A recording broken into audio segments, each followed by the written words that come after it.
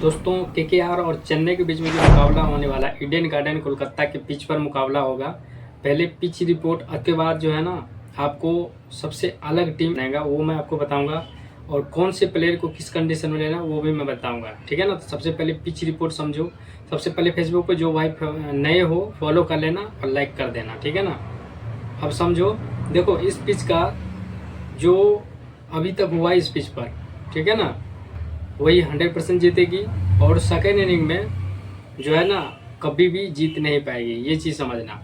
Second inning में क्या होता है, विकेट गिरता है और धड़ल्ले से विकेट गिरता है, और जो पहले बॉलिंग किया उसका स्पिनर इम्पोर्टेंट रहता है, ये चीज़ याद रखना। वैसे दोनों तरफ में अगर देखा जाए तो विकेट टेकर स्पिनर जो है ना 2-2 3-3 विकेट ले जाते हैं। फर्स्ट में भी जो बॉलिंग करेगा ना 3 विकेट ले जाते हैं, तो ये चीज़ समझना। और स्पिनर को खास करके दोनों कंडीशन में ज़्यादा मदद मिलता है। और इस पे जो विकेट टेकर है पेसर, उसको सेकेंड इनिंग में 3 विकेट मिलता है, इससे ज़्यादा नहीं मिलता है, ये चीज़ समझना। अब मैं आपको बता देता हूँ यहाँ पे स्टैट्स के सारे केकेआर इस कंडीशन में समझो किसको किस कंडीशन में रखना है। केकेआर पहले बैटिंग करे तो यहाँ से आपको गुरबाज ले लेना, लेकिन सेकंड में तो फ्लॉप जाएगा ही 100%, लेकिन फर्स्ट बैटिंग में इसको आप ड्रॉप करके चल सकते हो, लेकिन एक टीम में लेके चलना फर्स्ट बैटिंग में, सेकंड में छोड़ के। ठीक। अब यहाँ से देखो, पहले बैटिंग करते हुए हमने क्या किया, गुरबाज को लिया। केकेआर पहले बैटिंग करे, सुनील नारायण को ले लेना, रहाणे को ले लेना, रघुवंशी को ले लेना। अगर 40 ये 10 20 25 पे आउट हो गया, 30-40 रन सुनील नारायण बना दिया, फिर 32-36 के करीब रहाणे बना दिया, रघुवंशी 40 बना दिया, कितना हो गया 40-40-80, और लगभग 180-90-200 तक करीब बना दिया। तो ये 4 बैट्समैन फर्स्ट बैटिंग करते हुए चल जाएगा। समझ में आ रही बात। अगर गुरबाज फ्लॉप हुआ तो रसेल को आपको रखना ही है दोनों कंडीशन में, समझ गए। तो रसेल भी आपके जो है ना बैटिंग ऑर्डर में आ गया। कहानी समझो, ऐसे ही होता है। यहाँ से पहले बैटिंग करते हुए हमने इतना प्लेयर रसेल तक ले लिया। ठीक। अब यहाँ से पहले अगर बॉलिंग करे चेन्नई, तो चेन्नई का बॉलर कौन सा लेना है, तो भाइयों चेन्नई का बॉलर आपको रखना है डेथ ओवर का एक बॉलर पतिराना को आप रख सकते हो। ठीक है ना। लेकिन सेकेंड इनिंग में पेसर को ज़्यादा मदद मिलता है। अगर यही पतिराना सेकेंड में बॉलिंग करे तो 100% रख के चलना। अब यहाँ से एक प्लेयर तो इसको कॉमन रखना ही है क्योंकि सिलेक्शन भी कम है। अब यहाँ से आपको नूर अहमद को रखना है क्योंकि स्पिनर है। मैंने क्या बोला था कि फर्स्ट बॉलिंग करते हुए ज़्यादा विकेट मिलता है स्पिनर को, और सेकंड में भी ज़्यादा मिलता है, तो नूर अहमद को रखना ही है। और इसी के साथ साथ आपको जडेजा को भी रखना है। और मैं आपको जानकारी के लिए बता दूं, जडेजा ने इसे पिछला IPL मुकाबला हुआ था 3 का अच्छा है, इसको दोनों कंडीशन में रख के चलना। समझ में आ रही बात। अब यहाँ से केकेआर का जो बैटिंग ऑर्डर ले लिया। अब सेकंड इनिंग में चक्रवर्ती 2 विकेट ले जाएगा, हर्षित राणा, वैभव अरोड़ा, ये तीनों बॉलर को आप लेके चलना सेकंड इनिंग में। आप वैभव अरोड़ा को छोड़ सकते हो, उतना विकेट टेकर नहीं है, लेकिन हाँ यही पहले बॉलिंग करे तो डेथ ओवर में इसको 2 विकेट मिलेगा। समझ में आ रही बात। ये बॉलर का रखना हर्षित राणा, वरुण चक्रवर्ती, ये 2 मेन बॉलर है इसका। अब यहाँ से चेन्नई की तरफ से समझो किसको कैसे रखना है। इधर से तो रख लिए। अब सेकेंड इनिंग में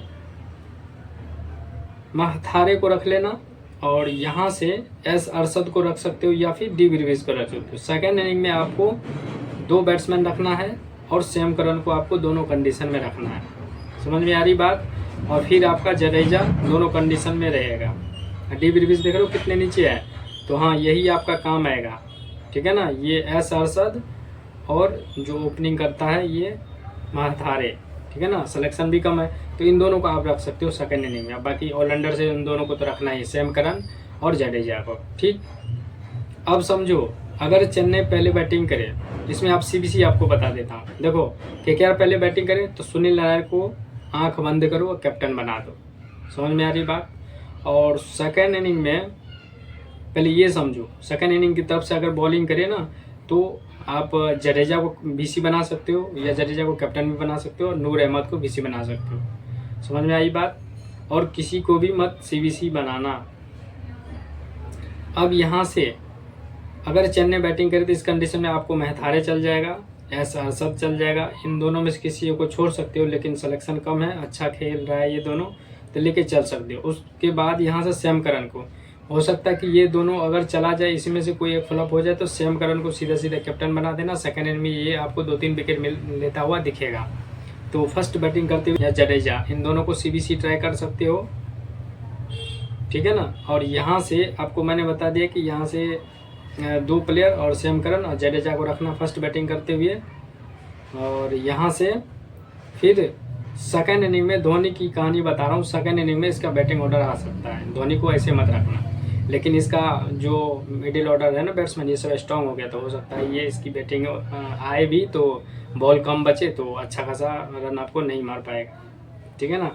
अब ये चेन्नई पहले बैटिंग करे, इस कंडीशन में आपको बॉलर कौन सा रखना है। देखो भाइयों, यहाँ पर जो केकेआर का बॉलिंग अटैक स्ट्रॉन्ग है और चेन्नई का लगभग में थोड़ा सा स्ट्रॉन्ग है, ठीक है ना। तो दोनों टक्कर का होगा, तो ये चीज़ समझना, रन कम बनेगा और बॉलर पे ऑलराउंडर पे ज़्यादा फोकस करना इस मैच में। समझ में आ रही बात नहीं करे तो यहाँ से 3 बैट्समैन आपको मैंने लेके बता दिया, ठीक। और यहाँ से बॉलर किसको लेना है, देखो पहले बॉलिंग करते हुए चक्रवर्ती तो इम्पोर्टेंट रहेगा, ठीक है ना, 2-3 विकेट लेगा। और उसके बाद डेथ ओवर का बॉलर वैभव अरोड़ा।